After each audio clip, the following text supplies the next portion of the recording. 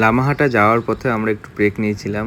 এখানে সবার একটু শরীরটা খারাপ হয়েছিল, যার কারণে গাড়িটা দাঁড় করানো হয়েছিল। কিন্তু দৃশ্যটা অপূর্ব লাগছিল। সামনের দিকে একটা বাইক যাচ্ছিল, তারাও হাত নাড়িয়েছে আমার ক্যামেরার দিকে তাকিয়ে।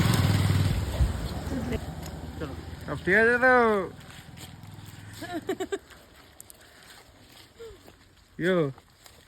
তো সব ঠিকঠাক আছে কিনা বলে দাও, ঠিক নেই। আমরা পৌঁছে গেছি লামাহাটার হোটেলে। সেই হোটেলেরই দুপুরের লাঞ্চ আমাদের দিয়ে দিয়েছিল। লাঞ্চে ছিল ডাল ভাত, ডিমের কারি, তার সাথে একটা লঙ্কাও দিয়ে দিয়েছিল আমাদের।